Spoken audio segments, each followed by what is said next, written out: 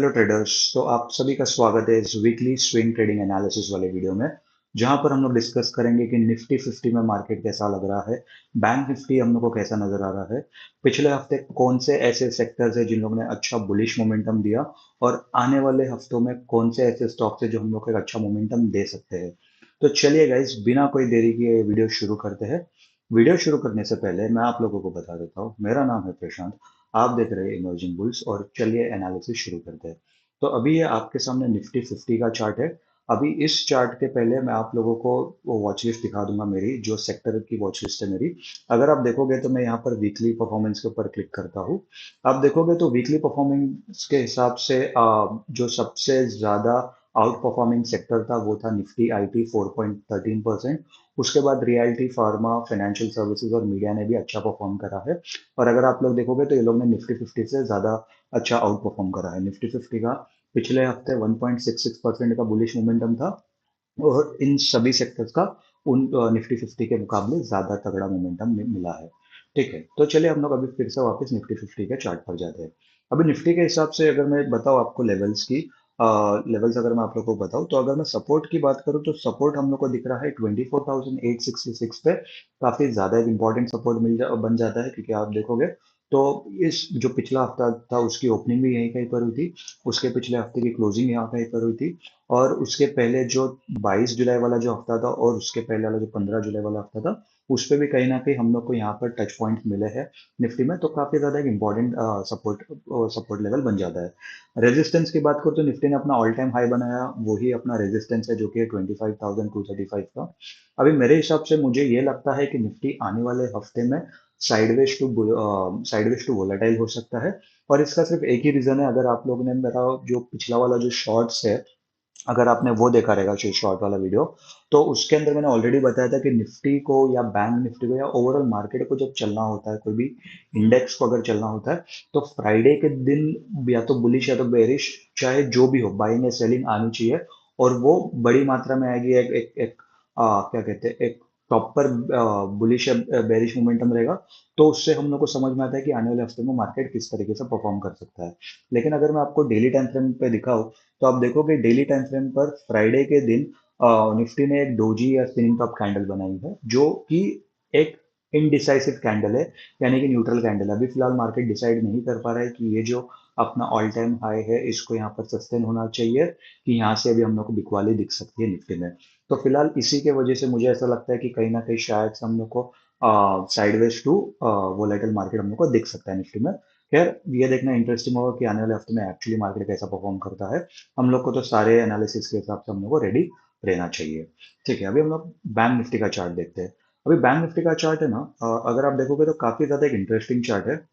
इस पे तो पहले आप में से किसी ने हम लोग का फिबोनाची वाला वीडियो नहीं देखा होगा, तो जाके देख लेना, क्योंकि अगर आपको फिबोनाची यूज करना आता है तो उससे आप लोगों को ये वाला जो चार्ट है ये समझने के लिए काफी ज्यादा आसान हो जाएगा। और हम लोग एक स्टॉक भी देखने वाले जिसके ऊपर भी मैंने भी फिबोनाची यूज करा है, तो उसके ऊपर का एनालिसिस भी आप लोग को काफी ज्यादा अच्छे से समझ में आएगा। तो मैं इस चार्ट को थोड़ा सा जूम इन कर देता हूँ। अगर आप देखोगे तो ये बैंक निफ्टी का वीकली टाइम फ्रेम का चार्ट है। अब देखोगे तो बैंक निफ्टी ने अपना ऑल टाइम हाई बनाया था यहाँ कहीं पर 1 जुलाई 2024 वाला जो वीक था, और जो इसका ऑल टाइम हाई था वो था 53,380 के आसपास का। उसके बाद लगातार पिछले 6 हफ्ते 5 हफ्ते से लगातार बैंक निफ्टी गिरता हुआ दिख रहा था, या सेलिंग प्रेशर दिख रहा था। बट उसके बाद पिछले 3 हफ्ते से बाइंग मोमेंटम वापस नजर आया है।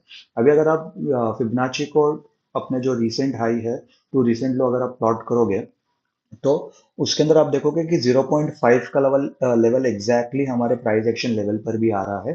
तो ये कहीं ना कहीं डबल लेयर प्रोटेक्शन बन जाता है सेलर्स के लिए। कहीं ना कहीं काफी ज्यादा एक इंपॉर्टेंट जोन बन जाएगा या इंपॉर्टेंट लेवल बन जाएगा। तो अगर ये 0.5 का लेवल ब्रेक होता है, तो कहीं ना कहीं 0.6 का लेवल ब्रेक होके भी एक आगे मोमेंटम हम लोग को दिख सकता है। और निफ्टी अगर ग्रो करना, अगर निफ्टी को ऑल टाइम हाई बनाना है फिर से, तो निफ्टी आईटी तो चल ही रहा है, साथ ही साथ बैंक निफ्टी का चलना भी काफी ज्यादा जरूरी होगा। तो अभी ये लेवल्स की बात करो तो 51,550 के आसपास का लेवल है, जो कि 0.5 का लेवल भी हम लोग का फिबोनाची के हिसाब से वो काफी ज्यादा एक इंटरेस्टिंग इंपॉर्टेंट रेजिस्टेंस बन जाएगा। सपोर्ट की बात बात करो तो 50,927 का इस हफ्ते के लिए काफी ज्यादा एक इंपॉर्टेंट सपोर्ट बन जाएगा बैंक निफ्टी के लिए। ठीक है, फिबोनाची की एक और एक चीज बता देता हूँ, 0.5 और 0.6 के जो ये जो लेवल्स होते हैं इन लोगों को गोल्डन रेशियो कहा जाता है, कि अगर इसके इस लेवल को अगर ब्रेक कर दिया, चाहे वो अपसाइड हो चाहे डाउन साइड हो, अगर ब्रेक कर दिया तो काफी ज्यादा माना जाता है कि फिर मार्केट में रिवर्सल आ सकता है। तो अभी ये देखना इंटरेस्टिंग होगा कि आने वाले हफ्ते में बैंक निफ्टी कैसा परफॉर्म करेगा। तो चलिए हम लोग अपने पहले स्टॉक की तरफ बढ़ते हैं। अभी जो हम लोग का पहला स्टॉक है वो है वेदांता लिमिटेड। अभी अगर मैं इस चार्ट को जूम आउट करूँ, आप देखोगे, थोड़ा सा और जूम आउट कर देता हूँ। ठीक है, अभी आप देखोगे तो इस स्टॉक ने, मैं मंथली टाइम फ्रेम पर आपको लेके जाता हूँ। इस स्टॉक ने अगर आप देखोगे कि यहाँ पर 2008 नवंबर में यहाँ से एक अच्छा सा रैली दिया था, और उसके बाद 2010 अप्रैल 2010 में अपना उसने ऑल टाइम हाई बनाया था, जो कि था अभी का करंट लेवल, यानी कि 426 के आसपास का लेवल, 476 का लेवल, सॉरी 476 का लेवल उसने बनाया था। और अगर मैं ऑल टाइम हाई की प्रॉपर ऑल टाइम हाई की बात करूँ तो 490 टू 495 का लेवल था। यहाँ पर तो इसकी क्लोजिंग हुई थी, बट 495 के लेवल के ऊपर या 476 के लेवल के ऊपर कभी भी किसी भी कैंडल की क्लोजिंग नहीं हुई है आज तक। ठीक है, उसके बाद अगर आप देखोगे तो इस स्टॉक में अच्छी खासी पिटाई हुई, और ये स्टॉक गिरकर कहीं ना कहीं 63 रुपीज पे आ गया था फरवरी 2016 में, और उसके बाद अप्रैल 2020 में। अप्रैल 2020 को हम लोग कहीं ना कहीं इग्नोर भी कर सकते हैं, क्योंकि तभी ग्लोबली सारे स्टॉक्स की पिटाई हुई थी, कोविड का टाइम था, आप सभी को पता है। तो उस चीज को हम लोग फिलहाल इग्नोर भी कर सकते हैं, क्योंकि वो पैंडेमिक था तभी तो। लेकिन अगर उसके बाद आप देखोगे तो काफी ज्यादा एक अच्छा प्राइस एक्शन बना के इधर यहाँ पर आप देखोगे तो डबल बॉटम बना के एक अच्छा मोमेंटम दिया वेदांता लिमिटेड, और उसके बाद वापस मैं आप लोगों को वीकली टाइम फ्रेम पर लेके जाना चाहूंगा। आप देखोगे कि यहाँ पर 50 डे और 200 डे मूविंग एवरेज का अच्छा सा कंसोलिडेशन हुआ। फिर वो जो कंसोलिडेशन है इसका ब्रेकआउट हुआ, अगर मैं यहाँ पर आपको ड्रॉ करके बताऊं तो आप देख सकते हो कि यहाँ पर एक अच्छा कंसोलिडेशन हुआ था, जिसका ब्रेकआउट भी हुआ, और फिर काफी ज्यादा अच्छा मोमेंटम आया। अभी ये मोमेंटम के साथ स्टॉक अपना ऑल टाइम हाई ब्रेक करने की कोशिश कर रहा था, but all time high break नहीं हुआ, क्योंकि मैंने काफी सारे वीडियो में बताया, जो मैंने सपोर्ट एंड रेजिस्टेंस का भी वीडियो बनाया था, आप चाहिए तो वो भी जाकर देख सकते हो। वो हमारे चैनल का सबसे पहला वीडियो था। तो उस वीडियो में भी मैंने बताया था कि कोई भी इंपॉर्टेंट सपोर्ट या रेजिस्टेंस पहली बार में ब्रेक नहीं होगा। अगर वो ब्रेक हो गया तो मतलब वो इतना ज्यादा इंपॉर्टेंट सपोर्ट या रेजिस्टेंस नहीं था।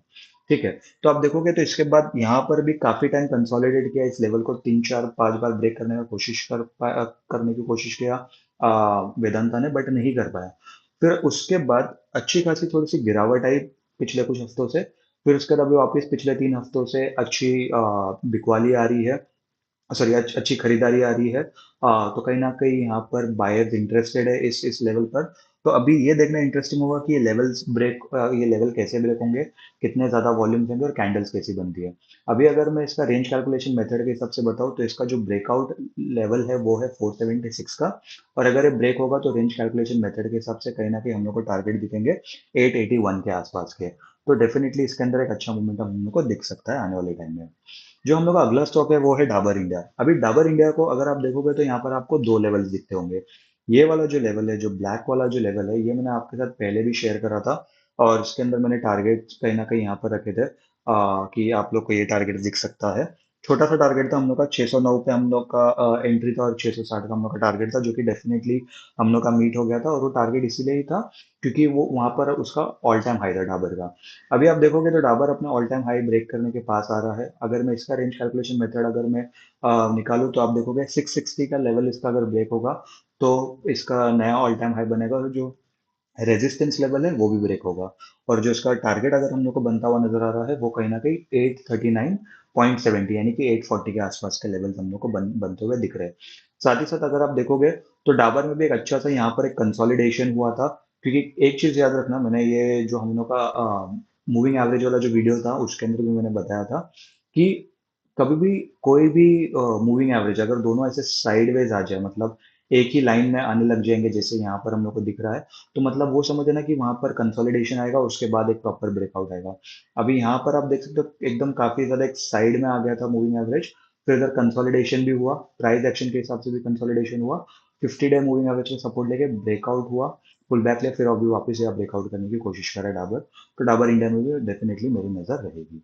अभी जो अगला स्टॉक है वो है पीएनबी हाउसिंग फाइनेंस। अभी इस स्टॉक की बात करूँ तो इस स्टॉक ने ऑलरेडी, आप देख सकते हो कि यहाँ पर उसने अपना ब्रेकआउट कर दिया है। और मैं अगर आप लोग को पहले लेके जाऊँ यहाँ पर, तो आप देखोगे इस लेवल को पहले 2017 में टेस्ट करा गया था, फिर उसके बाद 2018 में वापस टेस्ट करा गया था, 2018 में फिर से टेस्ट करा गया था, उसके बाद कभी भी ये लेवल टेस्ट नहीं हुआ है। रिसेंटली 2024 जनवरी में कोशिश हुई थी कि उस लेवल के आसपास पहुंचे जाए, बट कभी नहीं पहुंचे पाया पीएनबी हाउसिंग फाइनेंस। और फाइनली पिछले हफ्ते इसका अच्छा खासा ब्रेकआउट हुआ है, और जो ब्रेकआउट लेवल था वो था 945 का। अभी आप देखोगे तो ये कहीं ना कहीं एक रिवर्सल कैटेगरी में आ रहा है। ये पिछले दो जो हम लोग के जो स्टॉक थे जिसके अंदर ऑल टाइम हाई ब्रेकआउट हो रहा था, उस हिसाब से तो नहीं बन रहा है ये, बट ये हम लोग का रिवर्सल कैटेगरी में है। अभी अगर मैं इसको मंथली टाइम फ्रेम पर लेके जाऊँ तो आप लोगों को समझ में आएगा कि ये स्टॉक पे मेरी नज़र क्यों है। तो जैसा कि मैंने आप लोग को बैंक निफ्टी के टाइम पे भी बताया था कि अगर मुझे रेजिस्टेंस चेक करना है, या फिबोनाची वाले वीडियो में रादर मैंने बताया था कि आपको सपोर्ट या रेजिस्टेंस के लेवल्स अगर फाइंड करने हैं तो आपको कैसे पता चलेंगे।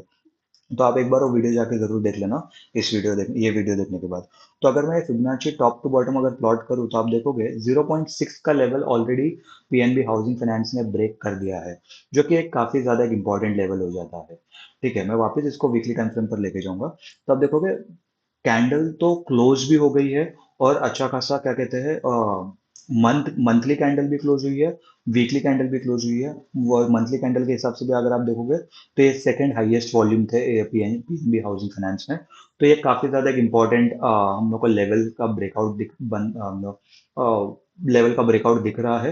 तो इसके अंदर अगर मैं वापस रेंज कैलकुलेशन मेथड अगर लगाऊं इसके ऊपर, तो कहीं ना कहीं हम लोग को 1781 के लेवल दिख रहे हैं। मोटा मोटा 47 to 48% हम लोग को गेंस इसके ऊपर दिख रहा है। तो एक बार जरूर आप फिबोनाची वाला वीडियो देख लेना। मैं आई कार्ड पे डाल दूंगा, नीचे लिंक में डाल दूंगा, डिस्क्रिप्शन में कहीं तो डाल दूंगा। तो आप एक बार वो जाके देख लेना, आप लोग को काफी ज्यादा अच्छे से इस फिबोनाची टूल को कैसे यूज करते हैं इसकी अंडरस्टैंडिंग आप लोगों को मिल जाएगी। ठीक है, जो हम लोग का अगला स्टॉक है, इस स्टॉक की बात करते हैं तो पहले तो मैं आप लोगों को कहना चाहूंगा कि ये शुगर इंडस्ट्री का स्टॉक है। तो इस स्टॉक के अलावा काफी सारे ऐसे शुगर इंडस्ट्री के स्टॉक है जो काफी ज्यादा अच्छा परफॉर्म कर रहे हैं, अच्छे लेवल्स पर दिख रहे हैं। कमेंट करके आप जरूर बताना कि आप में से किसी ने कोई भी शुगर इंडस्ट्री के स्टॉक पर अपनी पोजीशंस बनाई है, या एनालिसिस करा, या पोजीशंस बनाने की सोच रहे हो, या आपका क्या उसके ऊपर एक पॉइंट ऑफ व्यू हो, जरूर कमेंट करके बता देना। और क्या कोई आपको कोई फेवरेट ऐसा शुगर इंडस्ट्री का स्टॉक है तो। ठीक है, अभी इसके अंदर मेरी नजर क्यों गई, क्योंकि अगर मैं वापस आपको मंथली टाइम फ्रेम पर लेके जाऊँ तो आप देखोगे इस लेवल को, जिस लेवल पे है अभी 55.20, इस लेवल को आखिरी बार टेस्ट करा गया था अगर आप देखोगे तो 2006 में। 2006 के बाद अभी पहली बार इस लेवल पर वापस आया है, एक्चुअली दूसरी बार आया है। इसके पहले अगर आप देखोगे तो यहाँ पर एक अच्छा खासा रिजेक्शन हुआ था इसी साल फरवरी 2024 में, आज से 6 महीने पहले। तो आप देखोगे तो काफी टाइम बाद इस लेवल का ब्रेकआउट हो गया है। अगर आप ध्यान से देखोगे, मैं इधर मंथली टाइम फ्रेम का ही, ये जो कैंडल है आप देख रहे हो, तो ये प्रॉपर क्लोज हुई है। ऑब्वियसली कैंडल उतनी ज्यादा स्ट्रांग नहीं है जितनी होनी चाहिए थी, बट ब्रेकआउट तो हो गया। हमारे सेटअप के हिसाब से एंट्री तो यहाँ पर बननी चाहिए।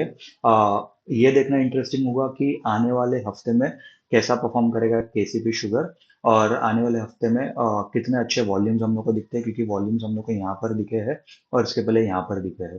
तो डेफिनेटली कैंडल्स कितनी अच्छी, कितनी बड़ी बनती है, कितनी स्ट्रांग बनती है, और वॉल्यूम्स कितने ज्यादा स्ट्रांग रहते हैं उसके अंदर, तो उसके हिसाब से मैं अपनी एंट्री बनाना सोचूंगा केसीबी शुगर में। बट डेफिनेटली ये स्टॉक हम लोग को काफी ज्यादा एक इंटरेस्टिंग लेवल पर नजर आ रहा है, क्योंकि 16-17 साल का ब्रेकआउट इतना जल्दी, 18 साल का ब्रेकआउट है एक्चुअली। 18 साल का ब्रेकआउट वैसे भी इतना आसानी से होता नहीं है। आप देखोगे इसके पहले एक बार, दो, तीन, चार बार टेस्ट हुआ, अभी पांचवी बार जब टेस्ट हुआ तभी इस लेवल को ब्रेकआउट मिला है। अभी अगर मैं रेंज कैलकुलेशन मेथड के हिसाब से बात करूं तो 55 पॉइंट सॉरी हाँ 54.16 का लेवल इसका ब्रेकआउट लेवल था। करंट मार्केट प्राइस इसका 55.20 पे चल रहा है। और अगर मैं लेवल टारगेट की बात करूं तो कहीं ना कहीं 177, मतलब 100 रुपीज 0.77 का इसका टारगेट बन रहा है, यानी कि 100 रुपए, 101 रुपए आप पकड़ सकते हो।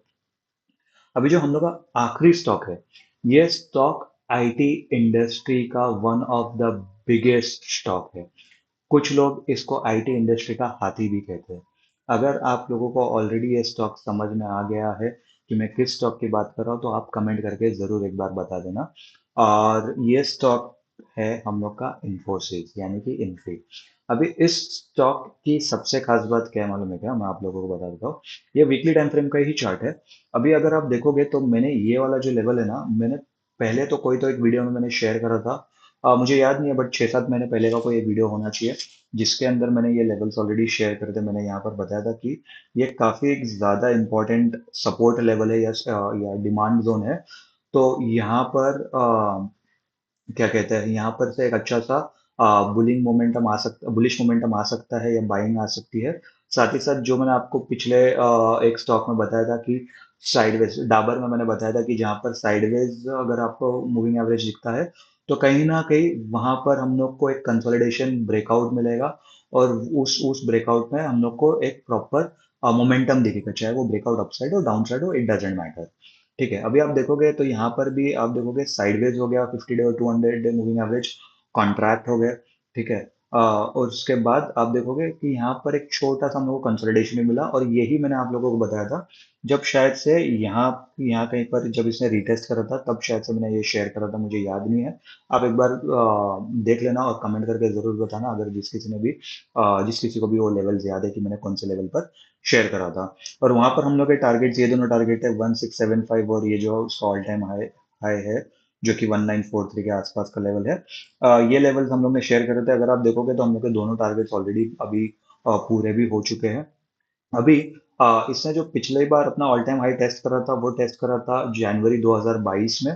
और उसके बाद वापस अपने ऑल टाइम हाई के आसपास ही चल रहा था अप्रैल 2022 तक, बट फिर काफी ज्यादा गिरावट आ गई इन्फोसिस में। उसके बाद कुछ भी अच्छा नहीं चल रहा था। आप देखोगे मार्च 2023 तक ये 1900 के लेवल से 1200 के लेवल पर आ गया था। अभी वापस उसके बाद इसने अच्छा मोमेंटम पकड़ा और अच्छा सा प्राइस एक्शन बना के और कंसोलिडेशन के साथ कंसोलिडेशन ब्रेक करके 50 डे मूविंग एवरेज का सपोर्ट लेके एक अच्छा तगड़ा मोमेंटम दिया। फिर एक पुल बैक लिया जहां पर ऑब्वियसली किसी ने सेलिंग करा रहेगा, प्रॉफिट बुकिंग करा रहेगा। और उसके बाद वापस अभी पिछले 3 हफ्ते से एक अच्छा मोमेंटम देता हुआ आ रहा है इन्फोसिस। अभी ऐसे स्टॉक्स में ना सिर्फ दिक्कत एक बात की हो जाती है कि ये लार्ज कैप स्टॉक्स है। तो जरूरी नहीं है कि अभी डायरेक्टली अगले हफ्ते ब्रेकआउट हो जाए।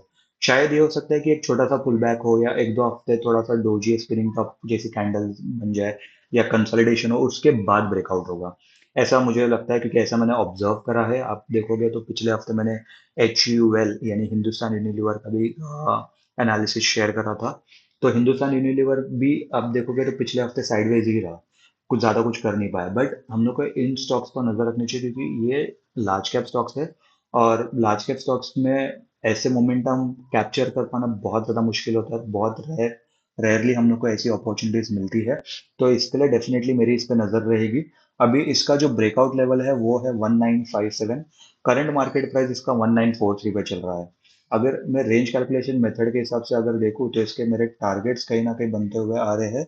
वो है 2723, यानी मोटा मोटी 800-900 रुपए का इसके अंदर हम लोग को प्रॉफिट बनता हुआ दिख रहा है डेफिनेटली। तो ये रहे आज के कुछ स्टॉक्स और सेक्टर का एनालिसिस और मार्केट ओवरऑल एनालिसिस। आप कमेंट करके एक बार जरूर बता देना इसमें से कौन से स्टॉक्स में आपका ऑलरेडी एनालिसिस आपने किया है, कौन से ऐसे स्टॉक्स है जिसको मैंने मिस कर दिया है, और जो स्टॉक्स पर मैं आप लोगों को मेरा एनालिसिस चाहिए। साथ ही साथ आप सभी का मैं थैंक यू कहना चाहूंगा जिन किसी ने भी मेरे चैनल को सब्सक्राइब करा है। हम लोग ने फाइनली 100 सब्सक्राइबर्स को क्रॉस कर दिया है। और बहुत जल्द हम लोग 500 और 1000 सब्सक्राइबर्स भी क्रॉस कर देंगे। आई होप गाइज आप लोगों को ये वीडियो पसंद आया होगा। वीडियो अगर पसंद आया होगा तो वीडियो को प्लीज लाइक कर देना, चैनल को सब्सक्राइब कर देना, वीडियो पे कमेंट करके जरूर बताना। और हो सके तो जितना आप शेयर कर सकते हो उतना शेयर करना। मैं मिलता हूँ आपसे अगले वीडियो में।